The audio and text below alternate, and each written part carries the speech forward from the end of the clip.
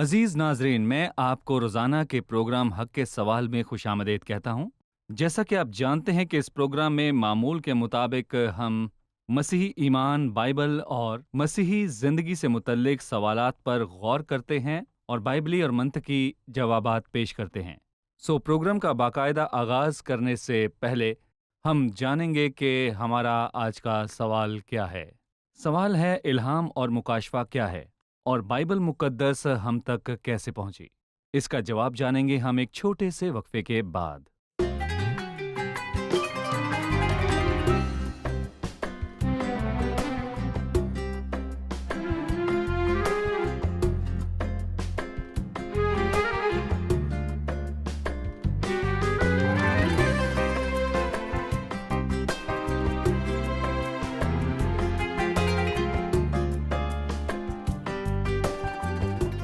الہام اور مکاشفہ کے مضمون میں ہمیں بائبل میں دو حوالہ جات پر توقف کرنے کی ضرورت ہے۔ پہلا ہے دوسرا تیموتھیوس تیسرا باب 16ویں آیت، اور دوسرا حوالہ پہلا کرنتھیوں دوسرا باب۔ اور حقیقت میں یہ آیات ہمیں مکاشفہ اور الہام کے بارے میں بتاتی ہیں۔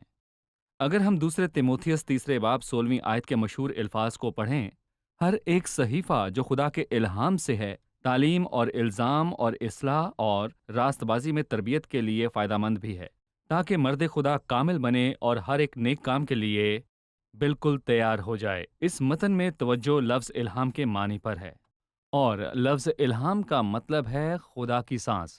یونانی لفظ تھیونیوسس کا مطلب ہے خدا کی سانس، اس لیے تمام صحائف خدا کی سانس سے جاری ہوتے ہیں۔ جب خدا سانس لیتا ہے تو اس کی کتاب وجود میں آتی ہے اور ان الفاظ میں ہم تک پہنچتی ہے۔ یہ لفظ الہام کے معنی کا تعلق سے پہلا حصہ ہے، اور میں الہام کے بارے میں اگلے حصے میں سکھاؤں گا۔ ابھی میں آپ کے سامنے پہلے کرنتھیوں کے دوسرے باب کی 9ویں آیت سے 12ویں آیت تک پڑھنے کی اجازت چاہوں گا۔ اور ناظرین، ان آیات میں پولس رسول کہتا ہے، یہاں مرقوم ہے، بلکہ جیسا لکھا ہے ویسا ہی ہوا کہ جو چیزیں نہ آنکھوں نے دیکھیں، نہ کانوں نے سنی، نہ آدمی کے دل میں آئیں، وہ سب خدا نے اپنے محبت رکھنے والوں کے لیے تیار کر دیں۔ لیکن ہم پر خدا نے ان کو روح کے وسیلے سے ظاہر کیا، کیونکہ روح سب باتیں بلکہ خدا کی تہ کی باتیں بھی دریافت کر لیتا ہے۔ کیونکہ انسانوں میں سے کون کسی انسان کی باتیں جانتا ہے سوا انسان کی اپنی روح کے جو اس میں ہے؟ اسی طرح خدا کے روح کے سوا کوئی خدا کی باتیں نہیں جانتا۔ بلکہ ہم نے نہ دنیا کی روح بلکہ وہ روح پایا ہے جو خدا کی طرف سے ہے، تاکہ ان باتوں کو جانیں جو خدا نے ہمیں عنایت کی ہیں۔ اور ہم ان باتوں کو ان الفاظ میں بیان نہیں کرتے جو انسانی حکمت نے ہم کو سکھائے ہوں، بلکہ ان الفاظ میں جو روح نے سکھائے ہیں، اور روحانی باتوں کا روحانی باتوں سے مقابلہ کرتے ہیں۔ مگر نفسانی آدمی خدا کے روح کی باتیں قبول نہیں کرتا، کیونکہ وہ اس کے نزدیک بے وقوفی کی باتیں ہیں، اور نہ وہ انہیں سمجھ سکتا ہے، کیونکہ وہ روحانی طور پر پرکھی جاتی ہیں۔ لیکن روحانی شخص سب باتوں کو پرکھ لیتا ہے، مگر خود کسی سے پرکھا نہیں جاتا۔ خداوند کی عقل کو کس نے جانا کہ اس کو تعلیم دے سکے، مگر ہم میں مسیح کی عقل ہے۔ پہلا کرنتھیوں دوسرے باب کی یہ آیات 3 مراحل کو ہم پر واضح کرتی ہیں جن کے ذریعے بائبل ہم تک پہنچی ہے۔ پہلا مرحلہ مکاشفہ کہلاتا ہے، دوسرا مرحلہ الہام کہلاتا ہے، اور تیسرا مرحلہ فہم کہلاتا ہے۔ اور ناظرین، یہ تینوں مراحل خدا کے روح کے کام سے جڑے ہیں۔ خدا کا روح مکاشفہ میں ہے، خدا کا روح الہام میں ہے، خدا کا روح فہم میں ہے۔ میں وضاحت کرتا ہوں، لفظ مکاشفہ کا کیا مطلب ہے۔ پولس ایک اصول واضح کرتا ہے اور کہتا ہے کہ نفسانی آدمی خدا کی باتوں کو نہیں سمجھتا، اس لیے نفسانی آدمی خدا کی باتوں کو قبول نہیں کرتا، کیونکہ انسان خدا کا تصور کرنے کے قابل نہیں ہے، اور خدا کے دل میں بہت سی چیزیں ہیں جو وہ ہم تک پہنچانا چاہتا ہے۔ لیکن چونکہ انسان کی ناقابلیت کی وجہ سے انسان خدا تک نہیں پہنچ سکتا اور خود سے خدا کی گہرائیوں کو نہیں جان سکتا، اس لیے خدا نے قدم بڑھاتے ہوئے پردے کو کھول دیا اور اپنے الہامی مصنفین پر ظاہر کیا کہ اس کے دل میں کیا ہے۔ اس لیے پولس کہتا ہے، جو نہ آنکھوں نے دیکھیں، نہ کانوں نے سنی، نہ انسان کے دل میں آئیں، وہ سب خدا نے اپنے محبت رکھنے والوں کے لیے تیار کیں۔ خدا کے دل کے اندر کیا ہے جو اس نے اپنے محبت رکھنے والوں کے لیے تیار کیا؟ ٹھیک ہے، ہم یہ کیسے جانتے ہیں کہ خدا کے دل میں کیا ہے؟ خدا نے یہ ظاہر کیا، اس نے یہ کیسے ظاہر کیا؟ روح القدس کے ذریعے۔ وہ کہتا ہے خدا نے اپنے روح کے وسیلے ہم پر ظاہر کیا۔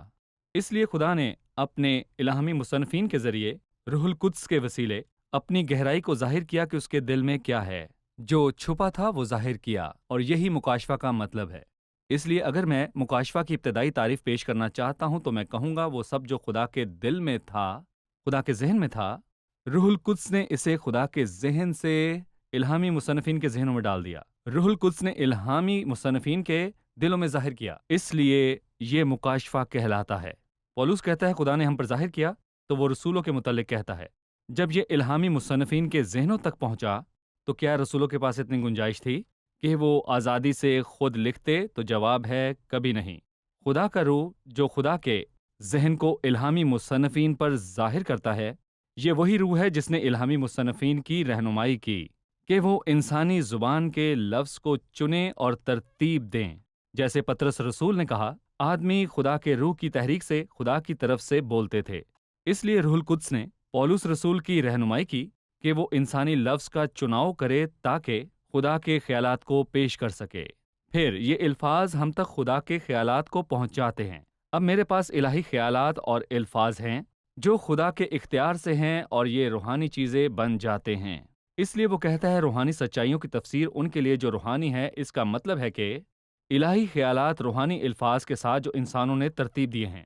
اور پھر ہم دوسرے مرحلے تک پہنچتے ہیں جو کہ الہامی کا مرحلہ ہے۔ پھر خدا کے دل میں جو مکاشفہ ہے، روح القدس اسے الہامی مصنفین پر ظاہر کرتا ہے، اور جب یہ ان کے ذہنوں تک پہنچتا ہے تاکہ وہ مسودوں کو الفاظ سے لکھ سکیں، اس لیے کہ خدا کے روح کی رہنمائی کی ضرورت ہے اب رسولوں کے لکھنے کے بعد، اور وہ انبیاء جنہوں نے مسودوں چمڑوں پر لکھا، اور اب بائبل کو حاصل کرنے والے کے طور پر میں اسے کیسے سمجھوں، میں اسے کیسے قبول کروں؟